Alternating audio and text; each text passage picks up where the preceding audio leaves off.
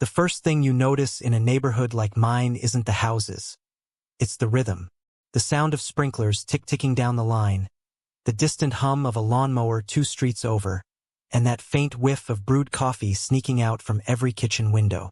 I'd been retired from the Air Force for 6 years, and that rhythm was my kind of peace. Wake up at 6, raise the flag, sip my coffee while the morning mist still clings to the grass, and enjoy the kind of silence you don't get on base or in a hangar. I kept my little corner of the suburb clean, tidy, predictable. Exactly the way I liked it. My driveway was my pride. Fresh concrete poured when I moved in, sealed every other year, with perfect side edges where the grass met the curb like a haircut from a military barber. To me, that driveway wasn't just a slab of concrete. It was order. Every morning I'd look out and see it gleaming pale under the sun. My old Ford truck parked square and centered like it was on parade. Sounds silly, I know, but it's the kind of pride that makes you feel steady, like you're still part of something you can control. And for a while, everything around me hummed along just fine. The neighborhood kids rode their bikes, the retirees waved from their porches, and the only complaints came from the occasional Amazon van clipping a mailbox. Life was quiet, fair, balanced. Until the HOA decided it needed a new initiative. It started, as these things always do, with a letter. I found it tucked neatly into my mailbox one Tuesday morning. Same header as usual, Maple Glen Homeowners Association. Committed to our community. Sounded harmless enough. I tore it open while sipping my second cup, expecting maybe a reminder about dues or lawn height. Instead, I got a paragraph that made me choke on my coffee. It read, "Dear residents, as part of our ongoing commitment to community harmony, the HOA board has approved a temporary overflow parking policy, allowing board-authorized vehicles to utilize private driveways for short-term needs during official community events. Now, I'm no lawyer, but I know what my deed says. My driveway isn't community overflow. It's mine. Bought, paid for, and maintained at my expense. Still, I figured maybe it was one of those generic mailers that doesn't really apply to anyone. The kind you read, chuckle, and toss into the junk drawer next to old batteries. So I did just that. 2 days later, while I was checking the mailbox, a white Prius rolled halfway up my driveway like it owned the place. Out steps Janice, one of the HOA board members. She's got that look, clipboard in hand, cardigan even though it's 78 degrees. The kind of smile that says, "I'm about to ruin your day politely." She waves, casual as you please, and says, "Hey there, I'm just using your driveway for a bit while we set up for the community garden inspection. Hope that's okay." Now, I'm not a rude man. I've seen worse infractions in the service than an overconfident Prius, so I just smiled and said, "Well, actually, I kind of need that space clear. Gotta get my truck out later." She chuckled, that little high-pitched HOA laugh, and said, "Oh, don't worry. It's covered by the new community parking clause. You got the letter, right?" And before I could reply, she was halfway up the street, clipboard tapping against her hip. I stood there, blinking at her car. The gall was impressive, like watching someone confidently pour milk into your coffee mug and thank you for the favor. I thought about moving her car, but I'm not about to touch another person's vehicle, especially one that probably had 3 cameras and an overactive alarm system. So I waited. She was gone maybe 40 minutes, but those 40 minutes were enough to plant something in me. A quiet, simmering disbelief that this was real life. That night, when I went to take out the trash, there it was again. Same Prius. This time parked diagonally like she'd been aiming for maximum surface coverage. My truck was blocked in. My driveway, the one I sealed, maintained, and shoveled through winters, now apparently served as public property. I sighed, took a deep breath, and reminded myself of the golden rule of suburban sanity. Don't start a war before coffee. The next morning, I figured I'd handle it like an adult. I wrote a polite note, stuck it under her wiper. "Hi Janice, could you please avoid parking here? This is private property. Appreciate it, Tom." I even added a smiley face. Figured a smiley face can make almost any message sound neighborly. That evening, when I came home from the hardware store, the note was gone. So was the car. Progress, right? The following morning, I found a bright orange slip taped to my mailbox. My first official HOA warning notice. It read, in bureaucratic poetry, blocking community overflow parking access may result in fines or sanctions under Section 4.2 of the Neighborhood Covenant. And in the comments section, please remain neighborly. Neighborly. The word hit like a bad joke. I stood there, the morning sun glinting off that orange paper, my coffee cooling in my hand, wondering how on earth my private driveway had become overflow access. I walked back inside, sat down at the table, and stared at the letter like it was some riddle only a bored bureaucrat could invent. My wife looked over the rim of her newspaper and said, "You've got that look again." "What look?" I asked. I'm about to argue with someone who thinks a clipboard is a badge look." I smiled. She wasn't wrong. I tried reasoning with myself first. Maybe they were short on parking. Maybe it was temporary. Maybe it would pass. But a quiet part of me knew HOAs don't back down from things like this. Not when there's a chance to write another rule or print another warning. That evening, I walked outside again, just to check. And there it was, the Prius back for round 3. Parked a little more confidently this time, like the spot had her name on it. I leaned on my mailbox, sipped what was left of my coffee, and let out a slow, amused breath. You ever hit that point where something is so absurd you just have to laugh? That was me. I thought about all the things I'd seen go wrong in life. Jets that wouldn't start, equipment failures at 2 a.m., storms that knocked out power on base. But somehow, none of it compared to watching an HOA member declare your own property community space. The street was quiet except for the crickets and the faint whir of someone's ceiling fan humming through an open window. I took one last look at that orange notice, folded it neatly, and tucked it inside my shirt pocket. That letter, I said to myself, changed everything. If there's one thing I've learned about suburban disputes, it's that they never start loud. They start with polite notes and coffee spoons. Slow, quiet, and deceptively civil. The next morning after that orange notice, I figured I'd nip this whole community overflow nonsense in the bud. I walked down to the HOA office, which is just a rebranded storage room beside the clubhouse, and asked to speak with whoever wrote the letter. Inside, I found a folding table, 2 plastic chairs, and 3 board members pretending to be the United Nations. Janice was there, of course, sipping a bottled water like it was a press conference. Next to her sat Roger, the HOA treasurer, a man who wore polos so tight they looked like they were trying to escape his torso, and Cheryl, who always carried the minutes clipboard like she was guarding national secrets. I greeted them like a reasonable man. "Morning. Got a letter about my driveway. Just wanted to clarify something. That space isn't community property. It's privately deeded. So I'd appreciate it if folks didn't park there. You'd have thought I'd questioned the Constitution itself." Janice gave me the practiced smile of someone who's rehearsed condescension. "Oh, Tom," she said, tilting her head. "We're all neighbors here. The board approved this temporary overflow policy. It's about unity. We don't want anyone feeling unwelcome." Roger chimed in, and technically, we're empowered to manage visual harmony and community parking during events. "Visual harmony?" I asked. "You mean not parking crooked?" He blinked. "It's about aesthetics." I looked out the window where his own boat trailer sat half on the lawn, sun-bleached and spiderwebbed. "That's an interesting aesthetic, Roger." Cheryl cleared her throat. "We'll note your concern in the minutes," which, in HOA language, means we're not doing anything. So I thanked them, kept my smile, and walked out before my blood pressure needed medication. I thought maybe that was the end of it. Surely, after I'd raised the issue directly, they'd back off. Wrong. That Saturday morning, I woke up to the sound of engines and laughter. I looked outside. My driveway was a parking lot again. Not 1, not 2, but 3 cars.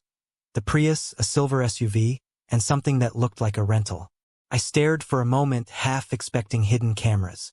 The HOA board was hosting a garden committee brunch, and apparently my property had been volunteered as part of the buffet. I walked out slowly, calm as ever, wearing my old Air Force ball cap and holding a coffee mug that said, "Let's not and say we did." Janice was there, setting up a folding table right next to the hood of her car. Morning, I said. You do realize this is my driveway, right? She smiled without looking up. Community event, Tom. We're all contributing space. Except some of us weren't asked. Oh, you're such a kidder, she said, arranging a platter of muffins. You should join us later. We're talking about yard uniformity. I bit my tongue so hard it could have qualified as an exercise. I wanted to yell, but instead, I just took pictures.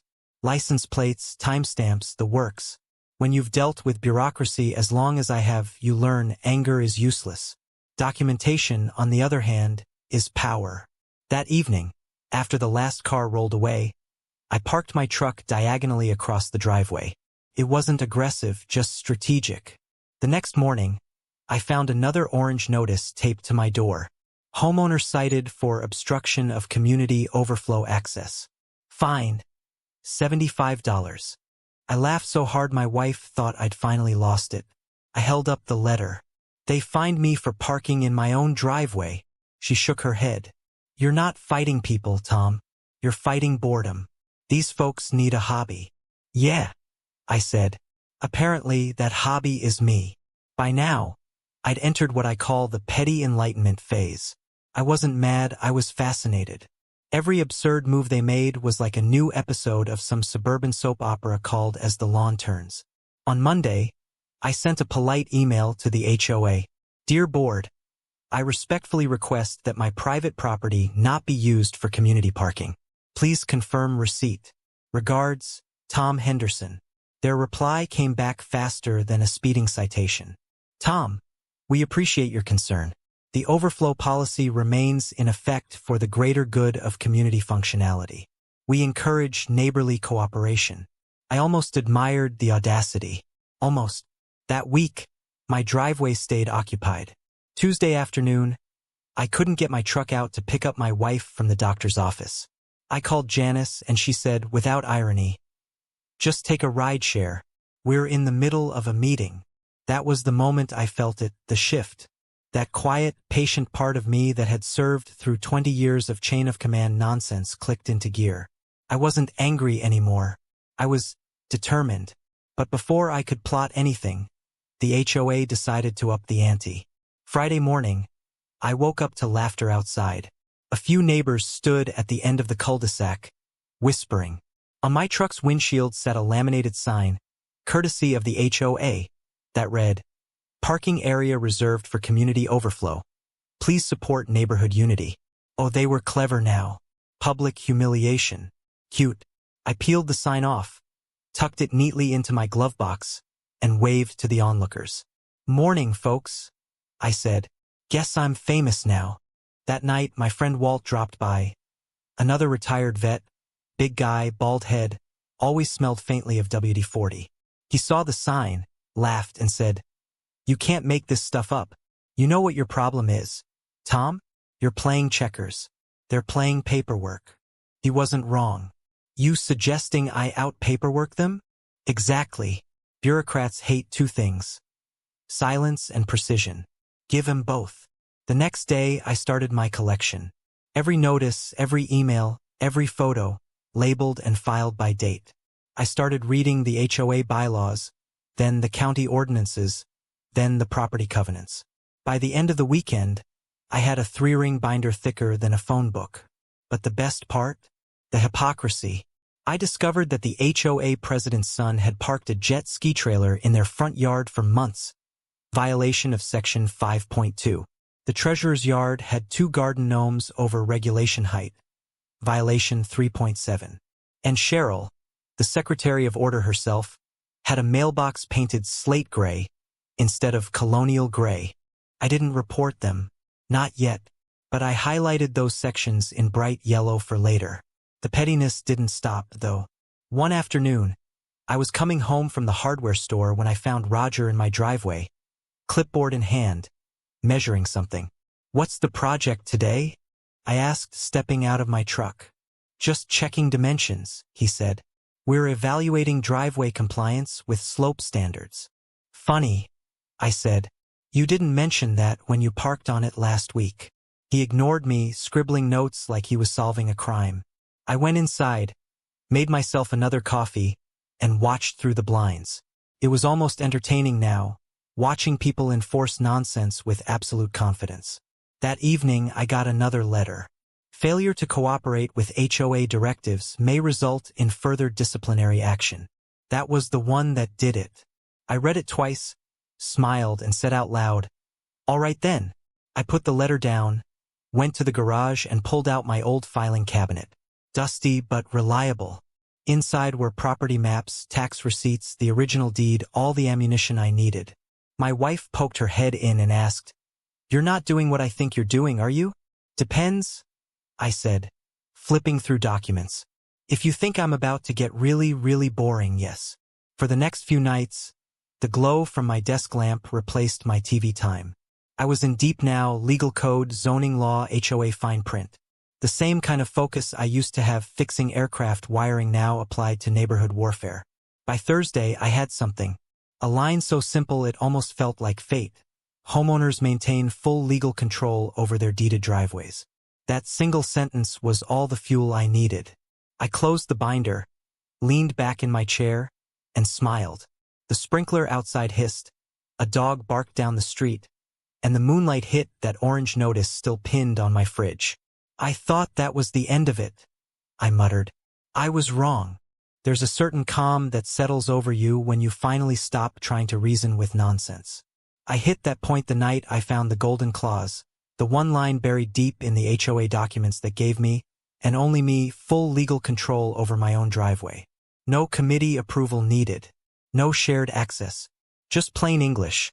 The homeowner maintains sole authority over the use, access, and maintenance of their deeded driveway space. It was like stumbling onto buried treasure, if the treasure came with notarized footnotes and county stamps. I sat there with my reading glasses halfway down my nose, staring at that line, and I swear I felt something click in my brain. The kind of satisfaction only a man who's been patient too long can understand. I wasn't angry anymore. I was curious how far I could take this. My wife looked up from her crossword and asked, "You're smiling like you just found the Rosetta Stone. What's that about?" "Better," I said. "I found the legal definition of payback." The next morning, I brewed an extra strong pot of coffee and went to work. You ever see someone getting ready for war without raising their voice? That was me. Printer humming, papers stacked in neat piles, sticky notes marking every section that mattered. I wasn't about to shout at anyone or make a scene. That's what the HOA wanted.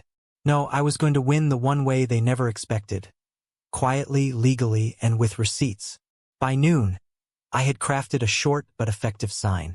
Nothing dramatic, nothing emotional. Just pure, bureaucratic poetry printed in bold black ink. Unauthorized vehicles parked on this private property will be towed and disposed of in accordance with state law, Title 42, Chapter 4, Section 210. Below it, in smaller text, "By parking here, you acknowledge consent to these terms." I laminated it, mounted it on a metal post, and set it neatly beside the driveway. Looked almost decorative, like something a lawyer would use as lawn art. Then I did what any patient man does when he's setting the stage. I gave them time. I didn't say a word, didn't send a letter, didn't warn anyone. I just let the sign sit there, quietly glowing in the afternoon sun, waiting for its first audience. For 2 days, nothing happened. I thought maybe, miraculously, they'd taken the hint. But by Saturday morning, I woke up to the familiar sound of tires crunching on concrete. I looked out the window. There it was again.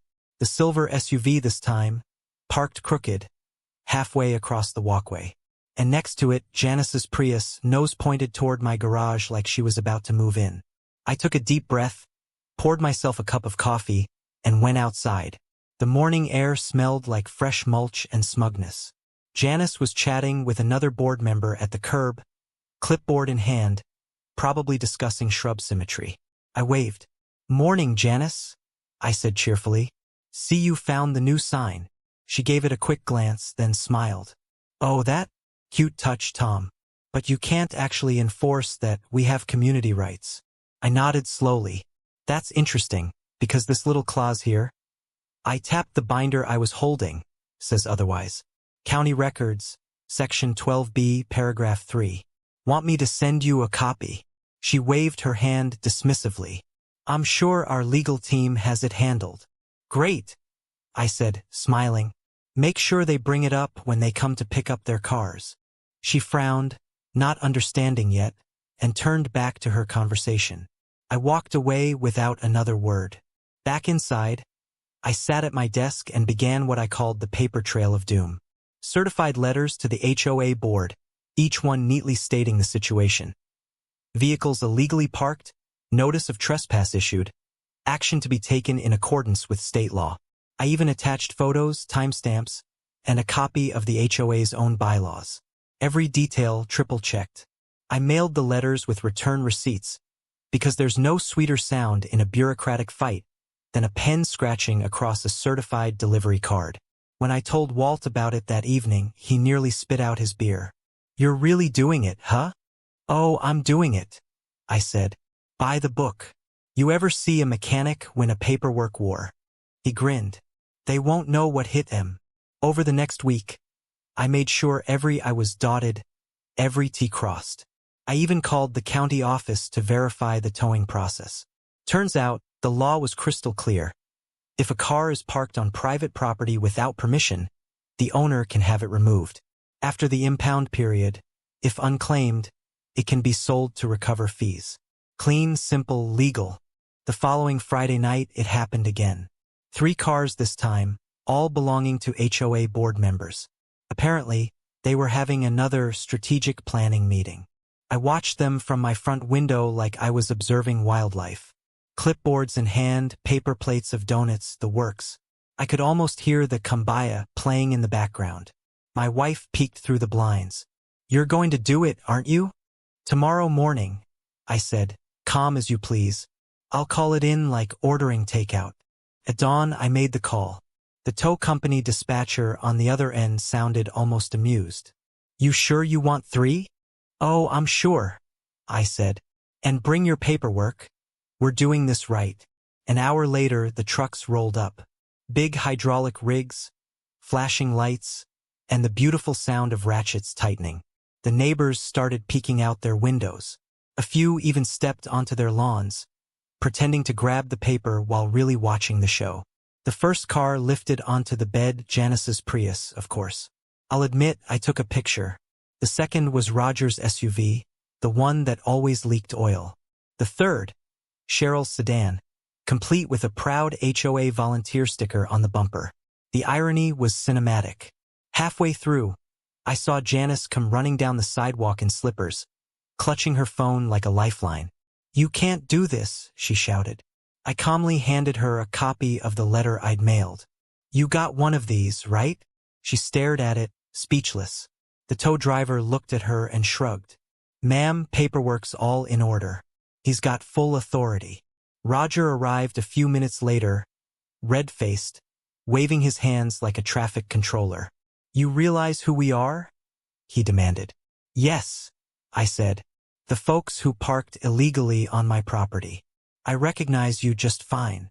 The tow truck pulled away with the first load. The look on their faces, a perfect blend of confusion, outrage, and dawning horror, was priceless.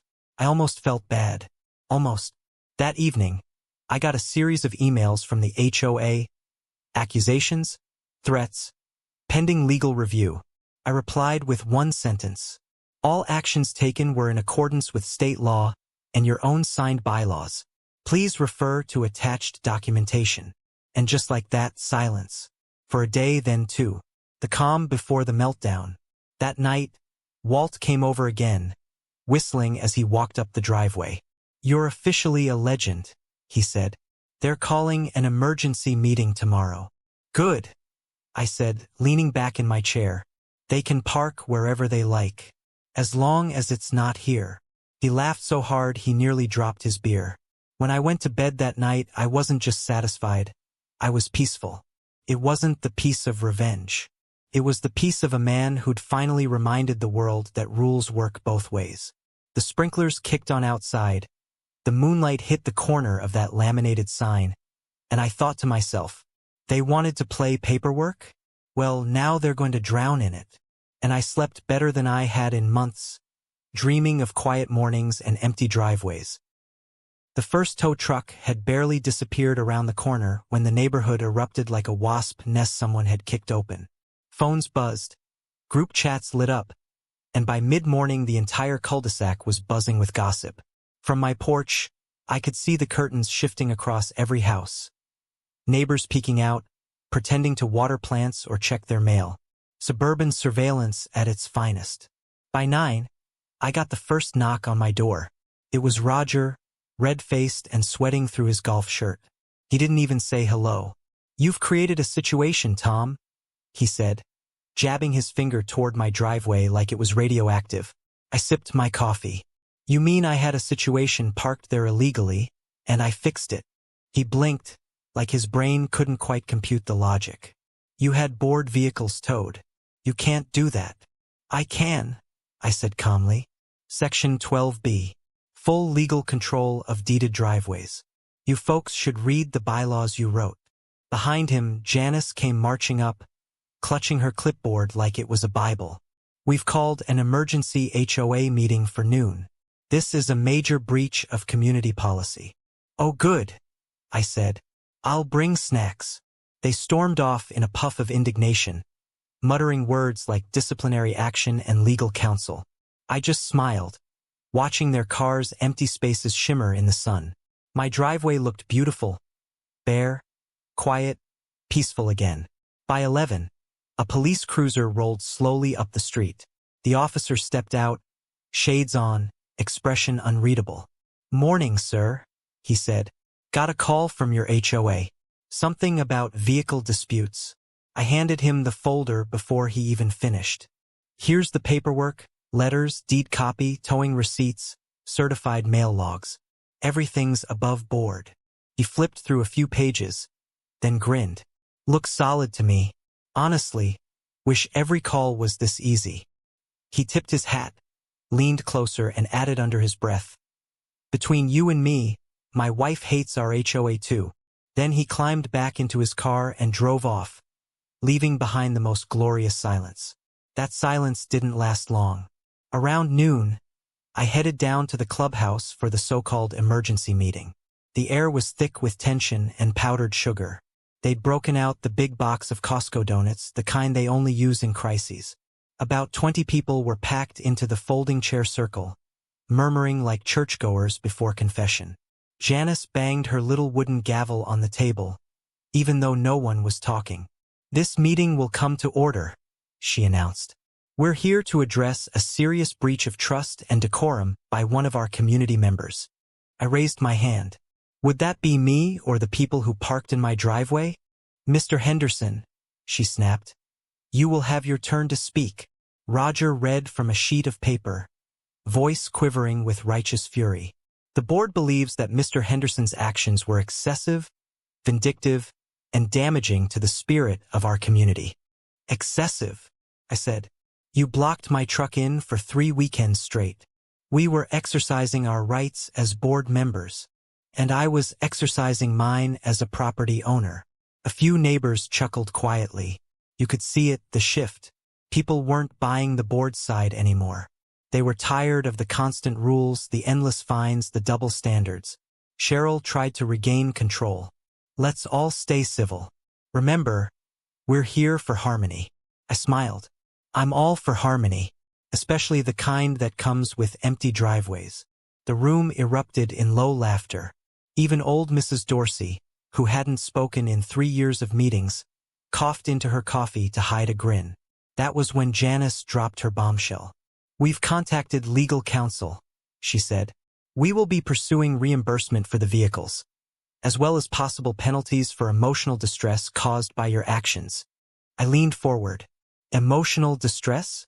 You mean the kind caused by towing cars that shouldn't have been there?" Roger slammed his palm on the table.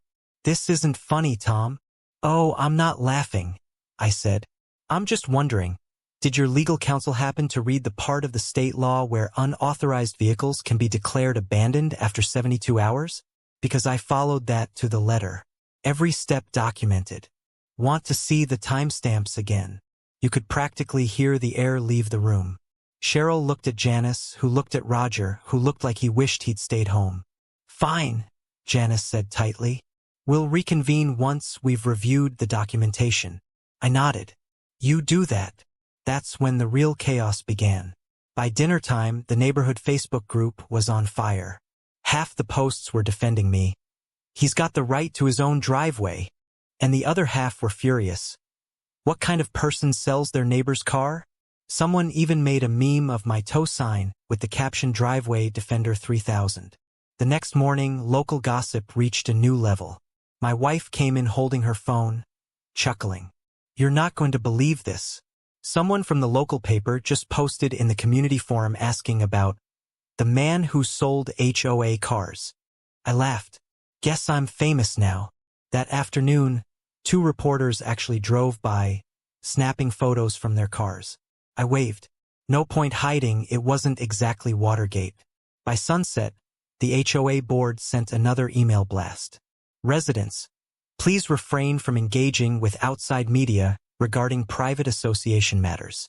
Translation: panic mode. The next day, things escalated further. I was trimming the roses when another letter arrived, this time by courier. It was an official-looking envelope from the HOA's legal team. I opened it right there in the yard. The letter accused me of malicious intent and public defamation. I almost spit out my lemonade. Defamation. I hadn't said a word publicly. The board had done all the talking themselves. I scanned the last line of the letter and nearly laughed out loud. It read, "We request an immediate meeting to negotiate the return of all vehicles prior to auction." Except, the cars were already gone. Sold. I sat down on the porch, shaking my head. They'd had 30 days to claim them from impound and never did. The auction had gone through 2 days earlier. That was the part they hadn't realized yet. And here's where I'll pause for a moment because, folks, this is where things reach their peak. Every story needs a point where you can feel the tension, smell the irony, and know the next move's going to change everything. At this point, I've got to ask, have you ever dealt with an HOA like this?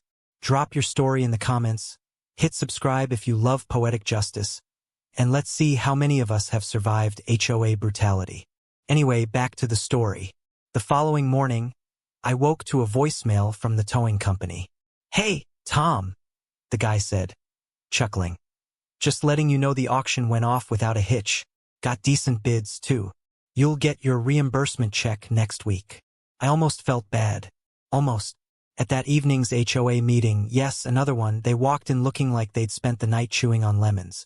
Janice set her folder down with a thud. "We've discovered the vehicles were sold." "That's right," I said. "Auctioned legally. Paperwork's all filed." You profited from this." "Nope. Broke even. The auction proceeds went to the tow fees. I didn't earn a dime. Just earned my driveway back." The room went quiet. You could have heard a sprinkler timer click. Even the usual gossipers in the back didn't say a word. Then, out of nowhere, old Mrs. Dorsey spoke again. Her voice raspy but clear. "Serves you right," she said. "You fined me for having a wind chime last year." The room burst into laughter. The kind of laughter that's half relief, half rebellion. Janice banged her gavel again. But it was over. The authority, the intimidation, it all crumbled in that moment. The crowd wasn't with them anymore. I leaned back in my chair, folded my arms, and smiled. "Well, folks," I said, "looks like we've finally solved the parking problem." That night, I walked home under the quiet hum of porch lights and distant sprinklers. My driveway sat empty under the moon, smooth and silent. For the first time in months, I felt peace. The kind that comes not from winning loudly, but from outlasting the nonsense quietly. And just when I thought it was over, the next day I got one more letter. Plain white envelope. No HOA logo this time. Just a typed note. "You'll be hearing from our attorney." I smiled, folded it neatly, and tucked it into my binder, right under the tab labeled, "Predictable." Then I went back to my coffee. The war was over. They just didn't know it yet. Sunday morning arrived like a deep breath after a storm. The air was clean, the street quiet, the kind of silence that told you everyone had finally run out of gossip. I walked out to get the paper, and for the first time in months, my driveway looked exactly the way it was meant to, empty, smooth, catching the morning light. The concrete still had faint tire marks from where the tow truck had done its work, but to me, they looked like victory stripes. My wife leaned against the doorway, holding her coffee, smiling. "You look proud of yourself," she said. I grinned, just admiring my newly reclaimed private property. She laughed. "So what happens now? You gonna frame those HOA letters?" "Tempting," I said. "Might start a little gallery. Greatest hits of bureaucratic nonsense." But I didn't have long to joke. By noon, I heard the familiar crunch of shoes on gravel. Janice and Roger again, looking like they'd just stepped out of a courtroom drama, each holding folders and trying hard to appear dignified. Roger spoke first, his tone half firm, half defeated. "Tom, we've decided to close the matter." "Just like that?" I asked. "Not exactly," Janice said. "We still consider your actions inappropriate, but the board voted not to pursue legal recourse. The cost outweighs the benefit." I nodded. Translation: "Your lawyer told you you'd lose." Roger winced. "That's not what we said." "Didn't have to." They stood awkwardly for a moment, the smell of my wife's cookies drifting from the window, mocking them with homey peace. Janice finally broke the silence. "For what it's worth, we'd like to move forward harmoniously." I looked down at the driveway, then back at her. "Harmony's easy. Just don't park on it." She forced a smile. "Duly noted." As they walked away, I noticed something strange. No one followed them. No clipboard brigade, no whispering entourage. Just two tired people heading back to a meeting no one wanted to attend anymore. The HOA's power had cracked, and everyone could feel it. Later that afternoon, I wandered down to the clubhouse out of curiosity. They were having their spring review session, but only 5 people showed up. The air smelled like stale coffee and powdered sugar as usual. The donuts were untouched. The mood was deflated.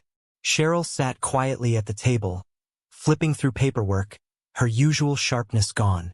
When she saw me, she actually smiled. "You really did your homework," she said. "Old habits die hard," I replied. "Turns out being a mechanic all those years makes you good at fixing things, including systems that are broken." She chuckled softly. "You embarrassed them, but you also reminded everyone that the rules go both ways. Not many people have the patience to fight with paperwork instead of yelling." "That's what patience is for," I said. "You let them hang themselves with their own forms." The meeting was short. They voted to retire the overflow parking policy. No apologies, of course, but I didn't need one. The vote itself was apology enough. Afterward, a few neighbors stopped me outside. Some congratulated me quietly, others offered stories of their own HOA run-ins.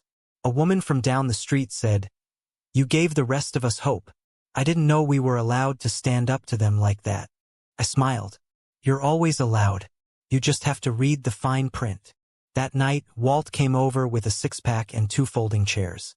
We sat at the end of the driveway, watching the sun go down, the asphalt cooling under our boots.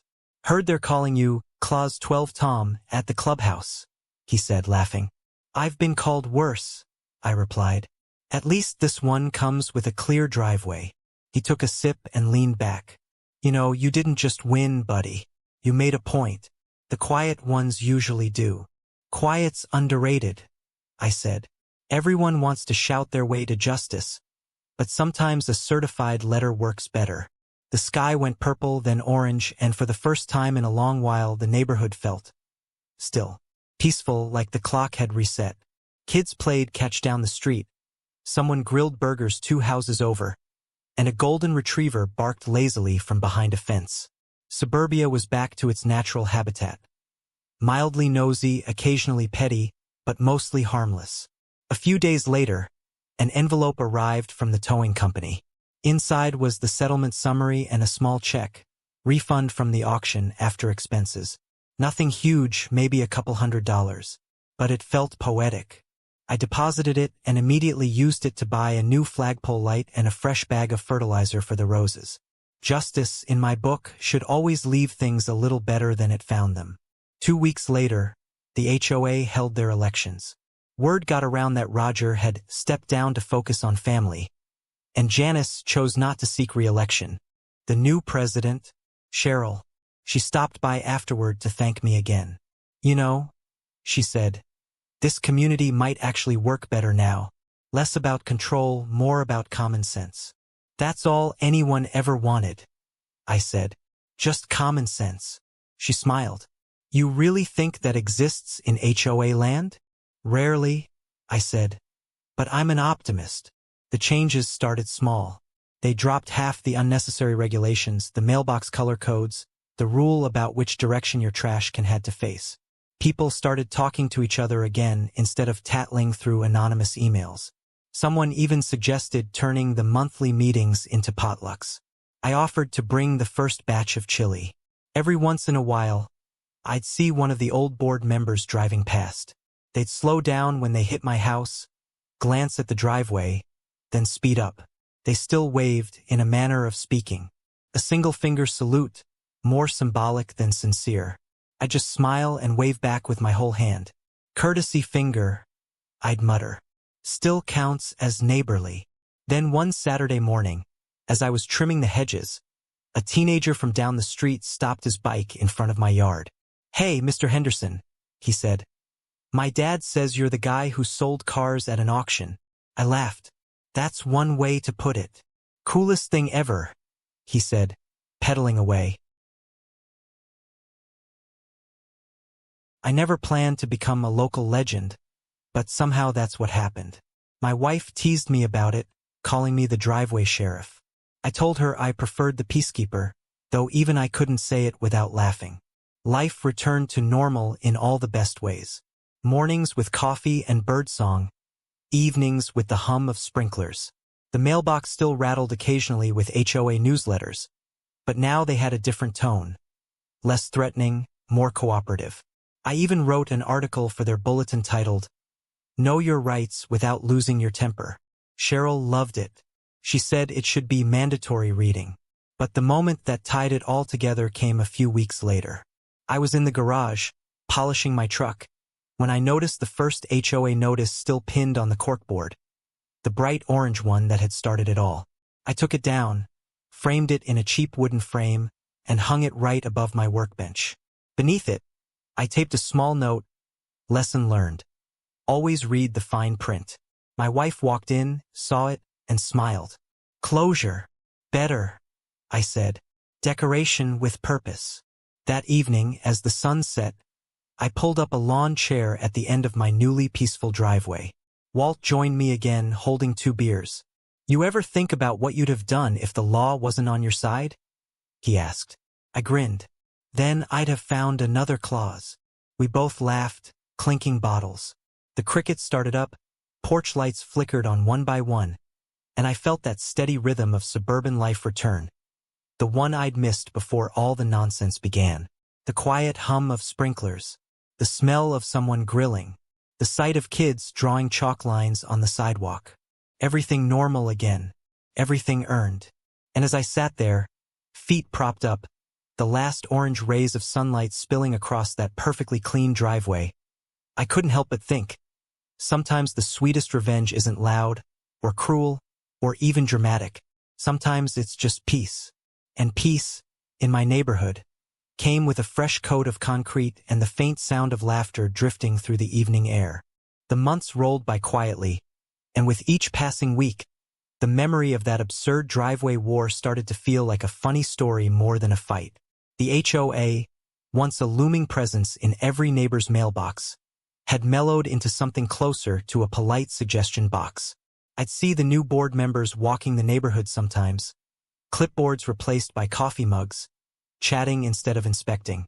The sound of confrontation had been replaced with the sound of sprinklers, wind chimes, and the occasional laughter from a backyard barbecue. The strange how quickly peace becomes normal again once you've earned it. Every morning, I'd step outside, raise the flag, and take a slow sip of coffee while the sun broke over the rooftops. That view, quiet street, trimmed lawns, clear driveway, felt like a personal reward. No more warnings taped to my mailbox. No cars blocking me in. No friendly notices, written like ransom letters. Just the steady rhythm of ordinary suburban life, which I'd fought harder to keep than I ever thought I would. Sometimes I'd catch myself smiling at the irony. The same people who once fined me for obstruction of community access now waved when they drove by, granted, some still with that one-finger salute, but I counted it as progress. The world was healing in its own weird way. The new HOA president, Cheryl, did her best to rebuild trust. She was smart enough to understand that control doesn't build community, conversation does. She even started sending out newsletters that began with, "Hi neighbors," instead of, "Reminder of section violations." That little change said more than a dozen board meetings ever could. One afternoon, she stopped by while I was patching a section of the garden fence. "You know," she said, leaning on the post, "that whole parking debacle might have been the best thing to happen to this neighborhood." I chuckled. Didn't feel like it at the time. "Yeah, but look around," she said, waving a hand at the street. "People talk now. They help each other. We had 5 volunteers for the cleanup drive this month." 5. You know how many we used to have? 0. -1, she said, laughing. Roger used to bill us for gas mileage just for showing up. That made me laugh harder than I'd expected. "Guess a little chaos shakes things up." "A little justice too," she said. "You reminded people that rules aren't supposed to make life harder. They're supposed to make sense." That stuck with me. The way she said it, simple, direct, no irony. For all the months I'd spent fighting for the right to my own driveway, it wasn't just about space. It was about fairness, about common sense, about how absurd things can get when power forgets its purpose.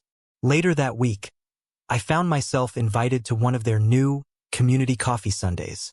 The idea was that instead of formal meetings, neighbors could just drop by, have a donut, and chat about whatever needed attention.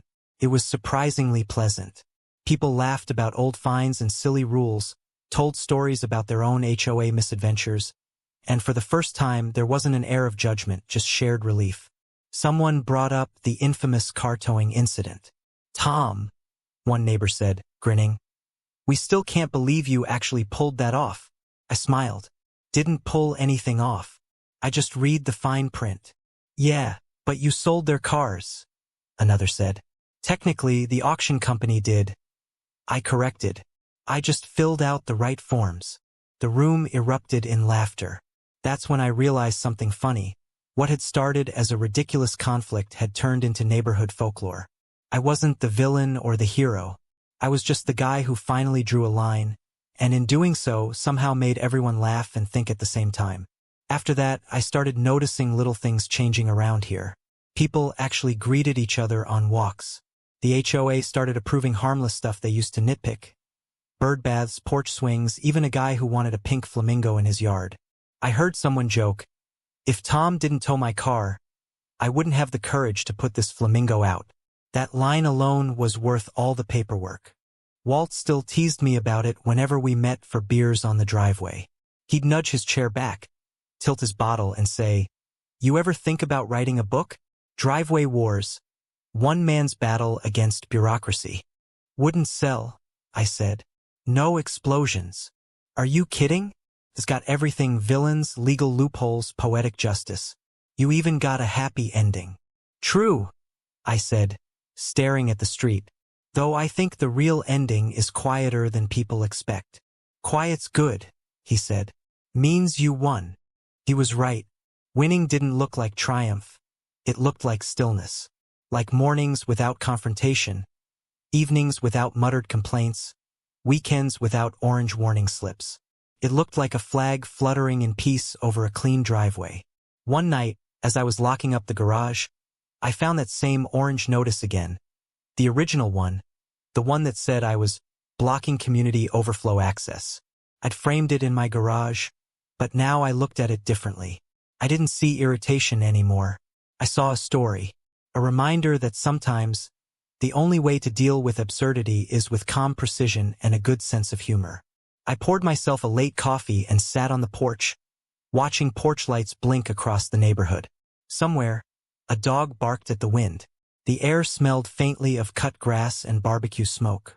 It was the same ordinary suburban smell as before the war, but now it carried a bit of satisfaction. The kind that comes from knowing you stood your ground without losing your temper. As I sat there, I thought about all the lessons that little patch of concrete had taught me. How easily people trade fairness for control. How politeness can be more powerful than confrontation. And how the best revenge often requires no shouting at all. Just time, patience, and the right paperwork. The next morning, as the sun came up, I took my usual walk down the block. Neighbors waved from driveways, some with knowing smiles.